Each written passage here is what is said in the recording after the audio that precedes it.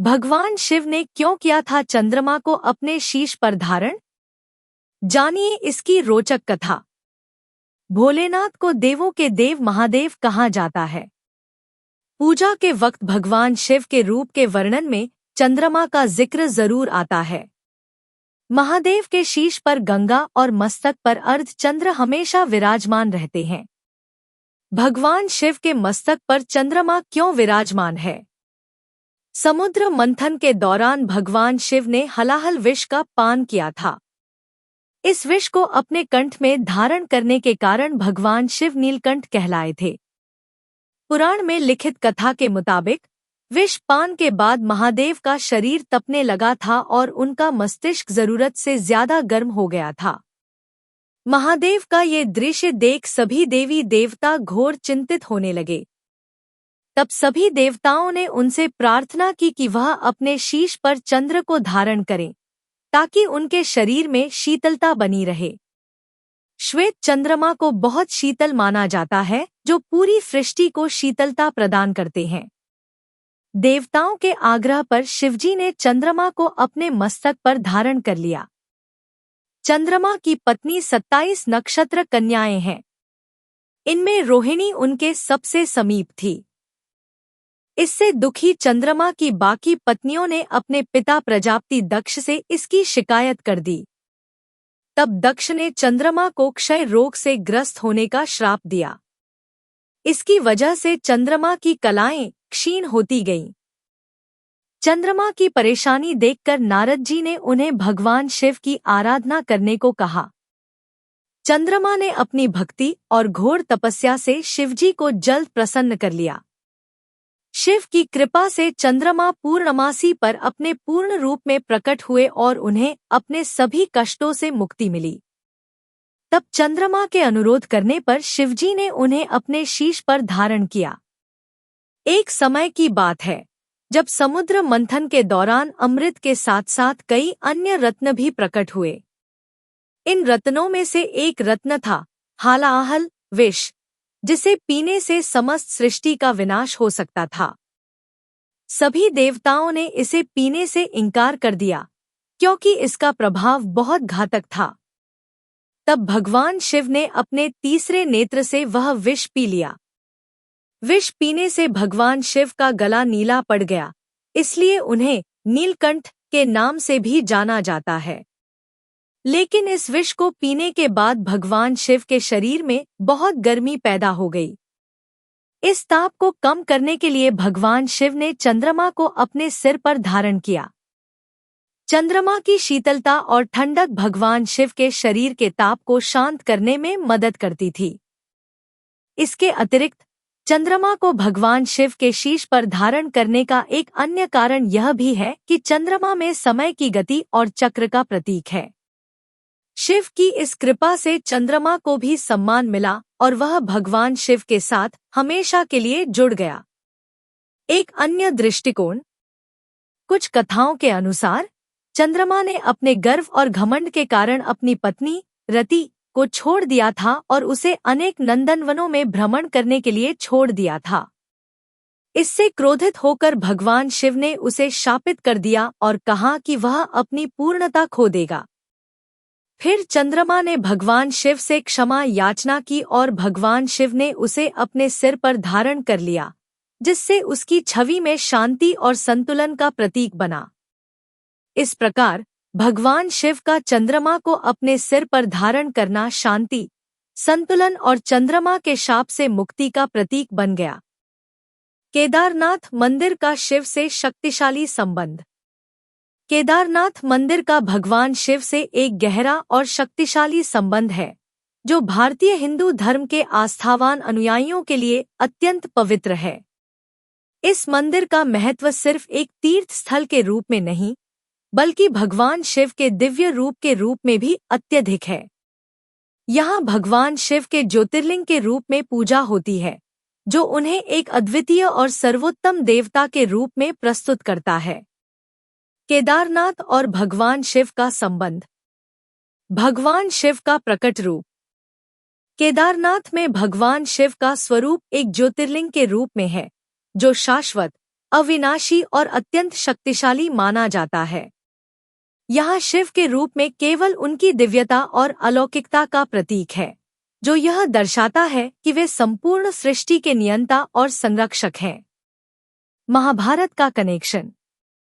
महाभारत के अनुसार पांडवों ने अपने पापों से मुक्ति पाने के लिए भगवान शिव से आशीर्वाद लिया। उन्होंने भगवान शिव को पांडवों से बचने के लिए एक रूप में प्रकट किया और तभी से केदारनाथ का महत्व बढ़ गया।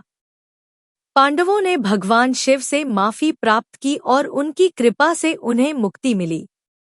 इसलिए इस स्थान को एक विशेष आध्यात्मिक और धार्मिक स्थल के रूप में पूजा जाता है।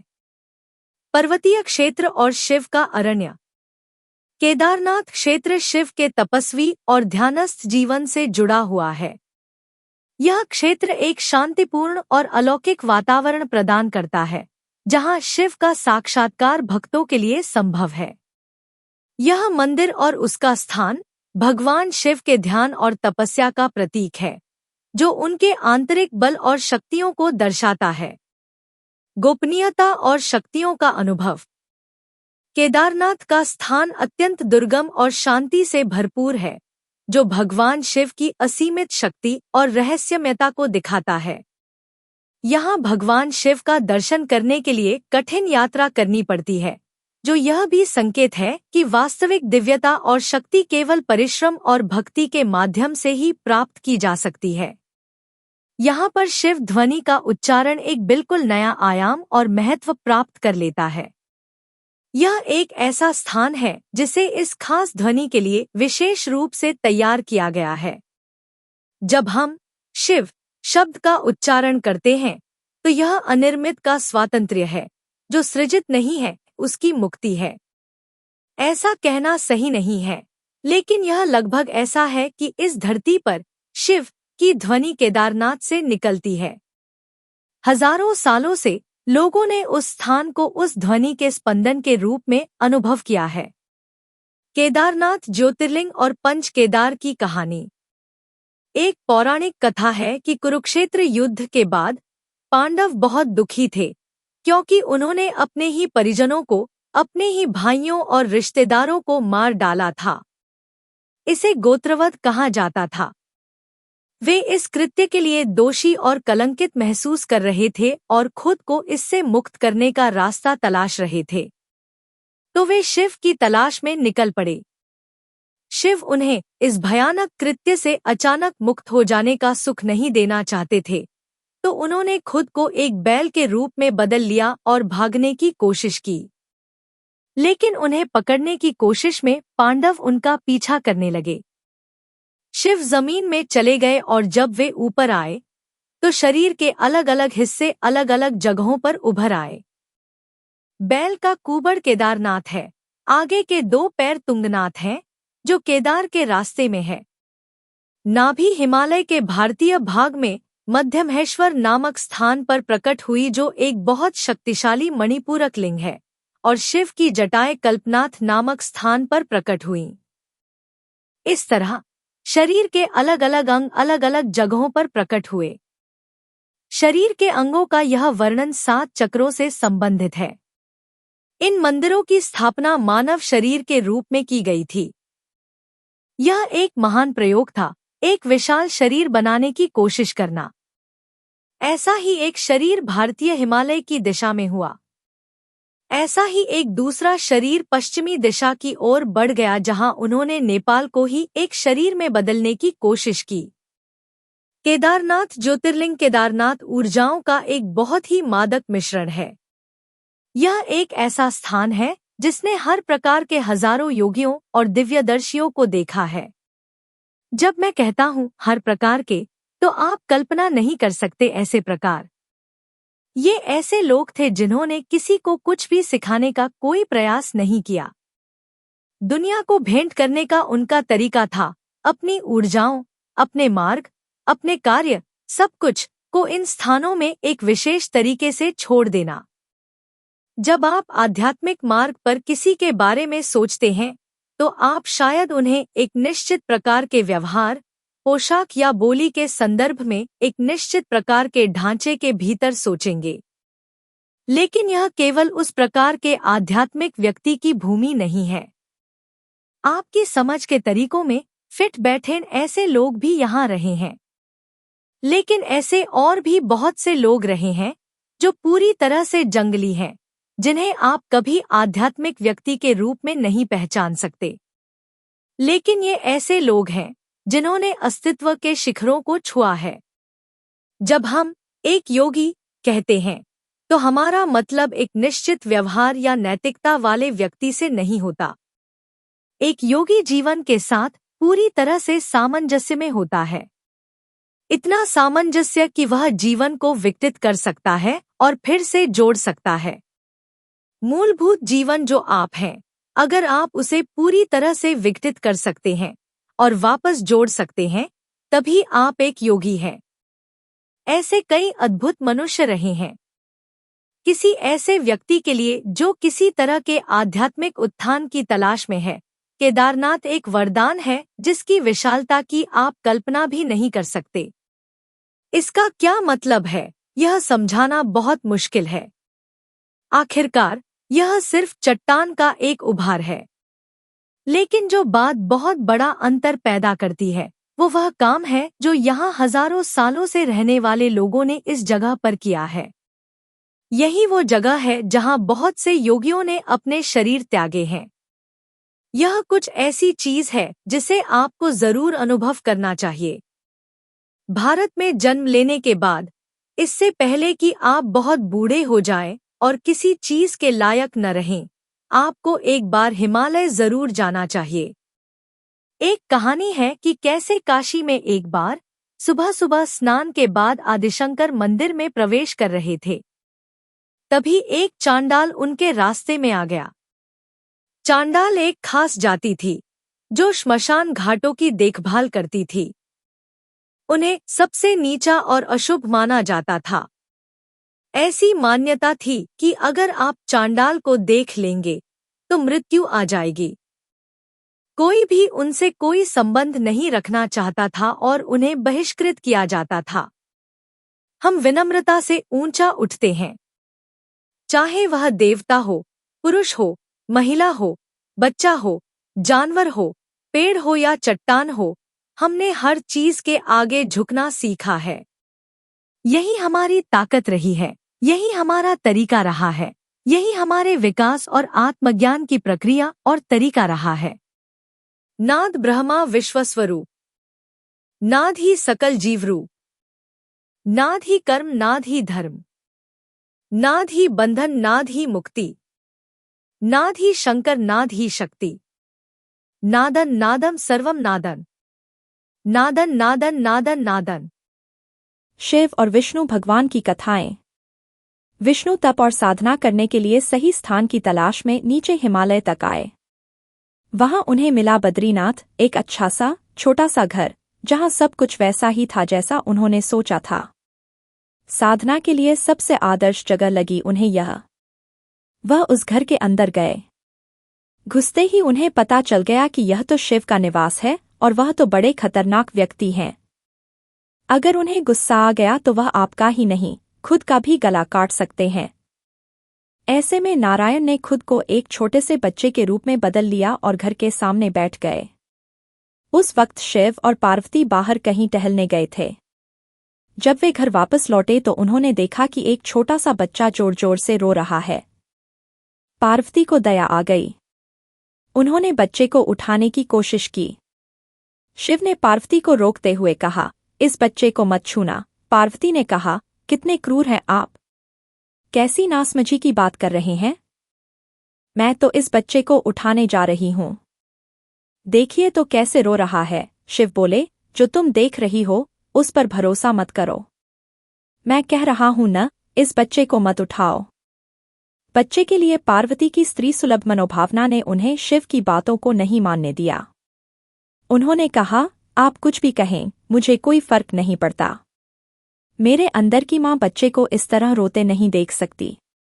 मैं तो इस बच्चे को जरूर उठाऊंगी। और यह कहकर उन्होंने बच्चे को उठाकर अपनी गोद में ले लिया। बच्चा पार्वती की गोद में आराम से था और शिव की तरफ बहुत ही खुश होकर देख रहा था। शिव इसका नतीजा जानते थे, लेकिन करें तो क्या करें। इसलिए उन्होंने कहा, ठीक है, चलो देखते हैं क्या होता है। पार्वती ने बच्चे को खिलापिलाकर चुप किया और वहीं घर पर छोड़कर खुद शिव के साथ गर्म पानी से स्नान के लिए बाहर चली गईं। वहां पर गर्म पानी के कुंड हैं। उसी कुंड पर स्नान के लिए शिव पार्वती चले गए। लौटकर आए तो देखा कि घर अंदर से बंद था। शिव तो जानते ही थे कि अब खेल शुरू हो गया है। पार्वती हैरान थी कि आखिर दरवाज़ा किसने बंद किया। शिव बोले, मैंने कहा था न, इस बच्चे को मत उठाना। तुम बच्चे को घर के अंदर लाईं और अब उसने अंदर से दरवाज़ा बंद कर लिया है। पार्वती ने कहा, अब हम क्या करें। शिव के पास दो विकल्प थे। एक, जो भी उनके सामने है उसे जलाकर भस्म कर दें, और दूसरा, वे वहां से चले जाएं और कोई और रास्ता ढूंढ लें। उन्होंने कहा, चलो कहीं और चलते हैं, क्योंकि यह तो तुम्हारा प्यारा बच्चा है, इसलिए मैं इसे छू भी नहीं सकता।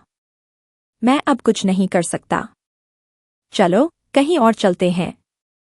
इस तरह शिव और पार्वती को अवैध तरीके से वहां से निष्कासित कर दिया गया। वे दूसरी जगह तलाश करने के लिए पैदल ही निकल पड़े। दरअसल बद्रीनाथ और केदारनाथ के बीच, एक चोटी से दूसरी चोटी के बीच सिर्फ 10 किलोमीटर की दूरी है। आखिर में वह केदार में बस गए और इस तरह शिव ने अपना खुद का घर खो दिया। आप पूछ सकते हैं कि क्या वह इस बात को जानते थे। आप कई बातों को जानते हैं, लेकिन फिर भी आप उन बातों को अनदेखा कर उन्हें होने देते हैं। विष्णु भगवान शिव को मुश्किल से बाहर निकाला। शिव की करुणा कोई भेदभाव नहीं करती और वे किसी की इच्छा पर बच्चों की तरह भोलापन दिखाते हैं। एक बार गजेंद्र नामक एक असुर था। गजेंद्र ने बहुत तप किया और शिव से यह वरदान पाया कि वह जब भी उन्हें पुकारेगा, शिव को आना होगा। त्रिलोकों के सदा शरारती ऋषि नारद ने देखा कि गजेंद्र हर छोटी छोटी बात के लिए शिव को पुकार लेता था, तो उन्होंने गजेंद्र के साथ एक चाल चली। उन्होंने गजेंद्र से कहा, तुम शिव को बार बार क्यों बुलाते हो? वह तुम्हारी हर पुकार पर आ जाते हैं। क्यों नहीं तुम उनसे कहते कि वह तुम्हारे अंदर आ जाए और वहीं रहें, जिससे वह हमेशा तुम्हारे अंदर होंगे। गजेंद्र को यह बात अच्छी लगी और फिर उसने शिव की पूजा की। जब शिव उसके सामने प्रकट हुए तो वह बोला, आपको मेरे अंदर रहना होगा। आप कहीं मत जाइए। शिव अपने भोलेपन में एक लिंग के रूप में गजेंद्र में प्रवेश कर गए और वहां रहने लगे। फिर जैसे जैसे समय बीता, पूरा ब्रह्मांड शिव की कमी महसूस कर रहा था। कोई नहीं जानता था कि वह कहाँ है। सभी देव और गण शिव को खोजने लगे। काफी खोजने के बाद जब कोई यह पता नहीं लगा पाया कि वह कहाँ है, तो वे हल ढूंढने के लिए विष्णु के पास गए।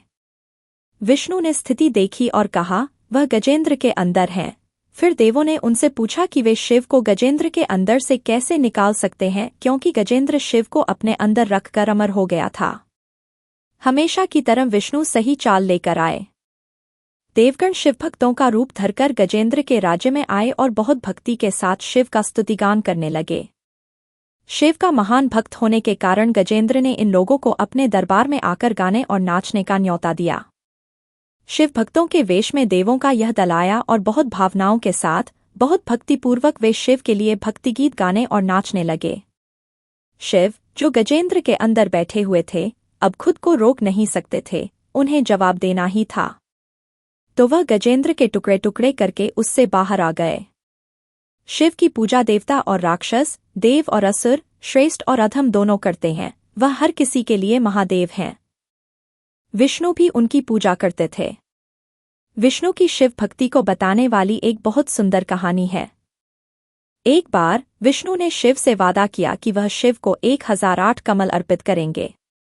वह कमल के फूलों की तलाश में गए और पूरी दुनिया में खोजने के बाद भी उन्हें सिर्फ 1007 कमल के फूल मिले। एक कम था। उन्होंने आकर सब कुछ शिव के सामने रख दिया।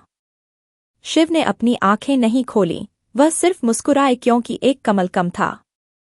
फिर विष्णु ने कहा, मुझे कमलनयन कहा जाता है, जिसका अर्थ है कमल के फूलों की तरह आंखों वाला भगवान।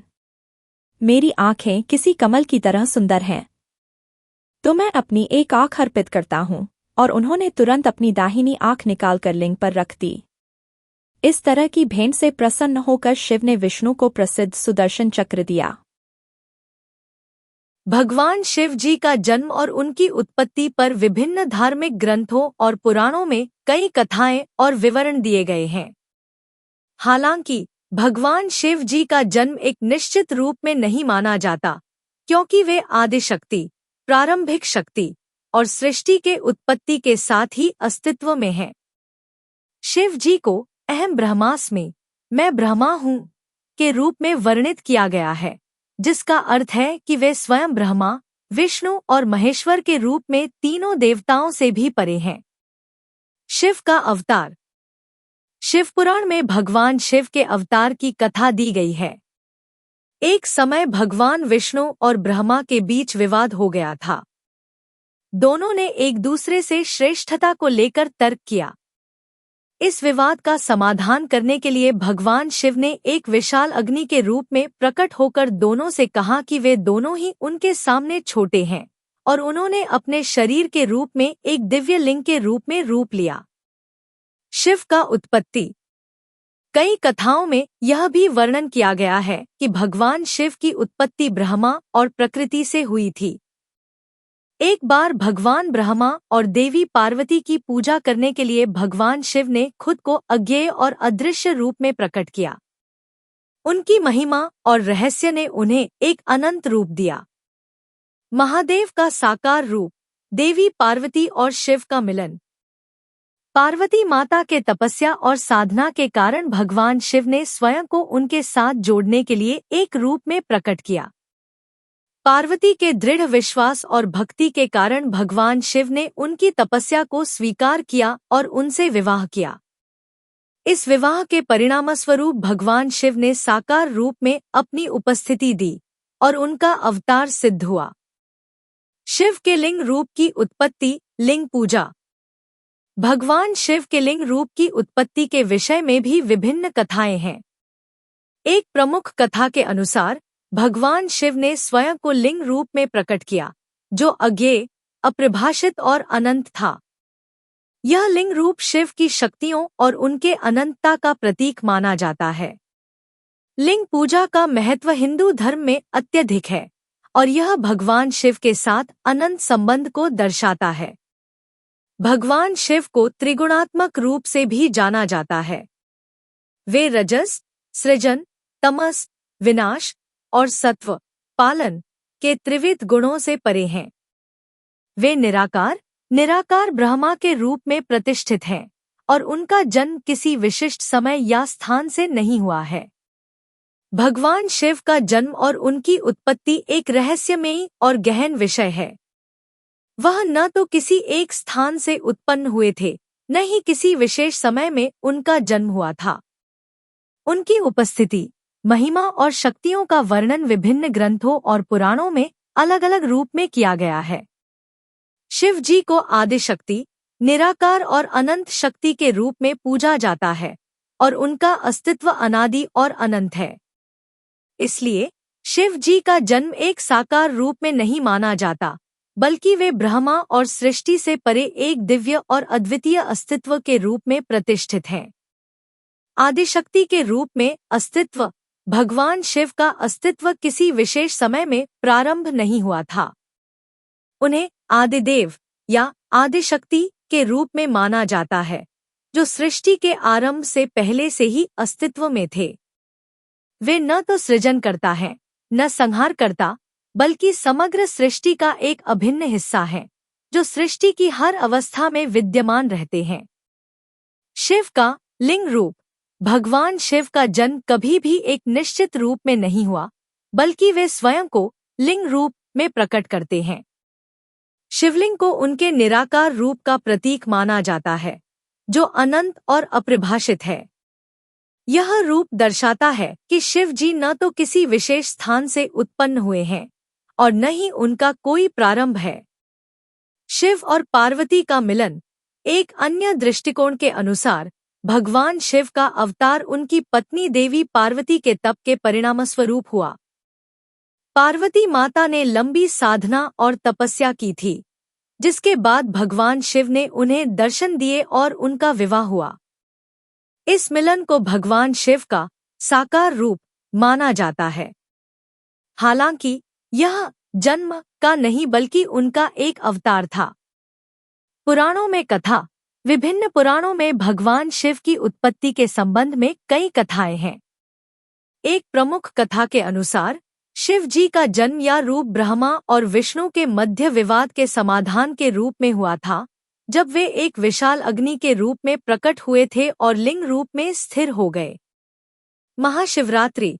महाशिवरात्रि का पर्व भगवान शिव की उपासना का एक महत्वपूर्ण अवसर है, जो शिव के निराकार रूप और उनकी दिव्यता को मान्यता देने का दिन है।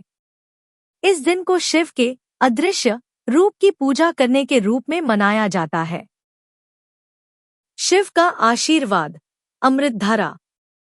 शिव अमृतधारा का अर्थ है भगवान शिव से मिलने वाला दिव्य अमृत, जो जीवन को संजीवनी प्रदान करता है। अमृतधारा का तात्पर्य उस अमृत से है जो शारीरिक, मानसिक और आध्यात्मिक शुद्धि के लिए आवश्यक होता है। यह अमृत भगवान शिव की कृपा और आशीर्वाद से ही प्राप्त होता है।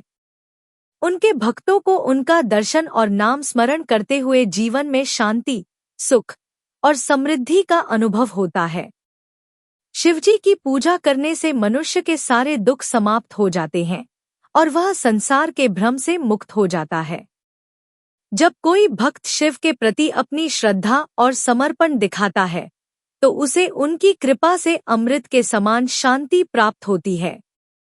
शिव अमृतधारा का रूप प्रतीकात्मक रूप से उस दिव्य ज्ञान और शांति को दर्शाता है, जो शिव के साथ जुड़े होने पर प्राप्त होती है। शिव के रूप और शक्तियाँ। भगवान शिव का रूप अत्यंत रहस्यमय और शक्ति से परिपूर्ण है। वे कंठ में विष धारण किए हुए हैं, जो उनके महान संतुलन और शक्ति को दर्शाता है। उनके माथे पर चंद्रमा और गंगा का प्रवाह दर्शाता है कि वे न केवल सृजन करता है, बल्कि ब्रह्मांड के सभी तत्वों के संतुलन को बनाए रखते हैं।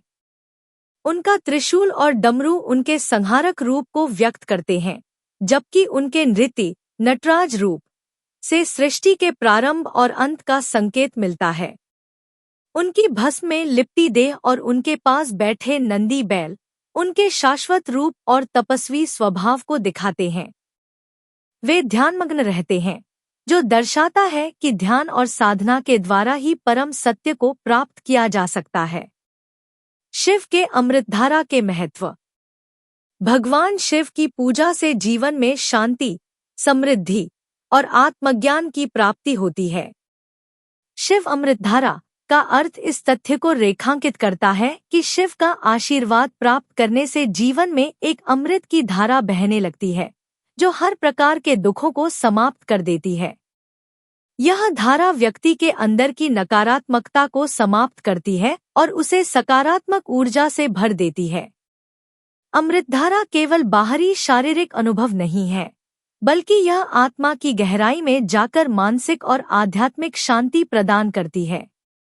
शिवजी के प्रति भक्ति और समर्पण के इस अमृतधारा में लहराते हुए व्यक्ति आत्म साक्षात्कार और ब्रह्मज्ञान की ओर अग्रसर होता है। शिव अमृतधारा का महत्व भक्तों के लिए। भगवान शिव का ध्यान और पूजा सभी को भिन्न भिन्न रूपों में अमृत प्रदान करती है। भक्ति के विभिन्न रूपों में शिव की पूजा होती है, जैसे शिवरात्रि का व्रत, शिवलिंग की पूजा और महामृत्युंजय मंत्र का जाप। इन सब के माध्यम से शिव अमृतधारा का अनुभव किया जाता है। जब भक्त पूरी श्रद्धा से शिव का ध्यान करता है, तो वह अपने जीवन में आने वाली कठिनाइयों और कष्टों से उबर जाता है। शिव अमृतधारा उसे मानसिक और आध्यात्मिक शांति प्रदान करती है, जिससे उसका मन शांत और स्थिर रहता है। शिव के आशीर्वाद से वह हर प्रकार के भय और संकोच से मुक्त हो जाता है। महादेव, शंकर, नटराज, भोलेनाथ और त्रिलोकनाथ जैसे अनेक नामों से पुकारा जाता है। शिव का स्वरूप अद्भुत और अद्वितीय है। वे संहारक होने के साथ साथ सृजन और पालनकर्ता भी हैं। आध्यात्मिक शांति और संतुलन का अनुभव। जब कोई भक्त भगवान शिव की आराधना करता है, तो वह अपने जीवन में शांति, संतुलन और स्थिरता महसूस करता है। शिव अमृतधारा का अनुभव उसे मानसिक संतुलन, सकारात्मक ऊर्जा और आंतरिक शांति प्रदान करता है। यह उस व्यक्ति को बाहरी और आंतरिक संकटों से उबरने में मदद करता है। जैसे जल की धारा शुद्ध करती है, वैसे ही शिव की अमृतधारा भक्त के मन और आत्मा को शुद्ध कर देती है। दुआखों का नाश और कष्टों से मुक्ति। भगवान शिव के प्रति अडिग भक्ति करने से भक्तों के जीवन में अमृतधारा का आशीर्वाद बहता है, जो उनके सारे दुखों और कष्टों को समाप्त कर देता है। शिव के नाम और पूजा से मनुष्य अपने जीवन में आने वाली समस्याओं से मुक्त हो जाता है। यह अमृतधारा न केवल शारीरिक रोगों को दूर करती है, बल्कि मानसिक और भावनात्मक पीड़ा को भी कम करती है। जब भक्त पूरी श्रद्धा और विश्वास से शिव का ध्यान करता है, तो उसे हर प्रकार के संकट से उबरने की शक्ति मिलती है। आत्म साक्षात्कार और मोक्ष का मार्ग। शिव अमृतधारा का महत्व न केवल भौतिक जीवन में, बल्कि आध्यात्मिक जीवन में भी बहुत अधिक है। जब कोई व्यक्ति शिव के आशीर्वाद से इस अमृतधारा का अनुभव करता है, तो उसे आत्मज्ञान की प्राप्ति होती है। शिव अमृतधारा के माध्यम से वह अपने अंदर के सत्य को पहचानता है और आत्मा के परम सत्य की ओर अग्रसर होता है। यही वह मार्ग है जो उसे मोक्ष की ओर ले जाता है, जहां वह जन्म मृत्यु के चक्र से मुक्त हो जाता है। शिव की कृपा से आत्मविश्वास का निर्माण। शिव अमृतधारा भक्तों को आत्मविश्वास, साहस और संकल्प की शक्ति प्रदान करती है। भगवान शिव का स्वरूप एक तपस्वी, संयमी और सशक्त रूप में प्रस्तुत होता है। उनकी पूजा करने से भक्तों में भी यही गुण विकसित होते हैं। शिव की कृपा से भक्त अपने जीवन में आने वाली कठिनाइयों का सामना धैर्य और साहस से करता है। शिव अमृतधारा उसकी आत्मा को सशक्त बनाती है, जिससे वह किसी भी चुनौती का सामना करने के लिए तैयार रहता है। परिवार और समाज में सुख शांति का प्रवाह। भगवान शिव के आशीर्वाद से न केवल एक व्यक्ति का जीवन सुधरता है, बल्कि पूरे परिवार और समाज में सुख शांति का प्रवाह होता है। जब कोई भक्त शिव की भक्ति में रत रहता है, तो वह अपने आसपास के लोगों को भी सकारात्मक ऊर्जा प्रदान करता है। शिव अमृतधारा का प्रभाव परिवार के रिश्तों में सामंजस्य, शांति और प्रेम लाता है।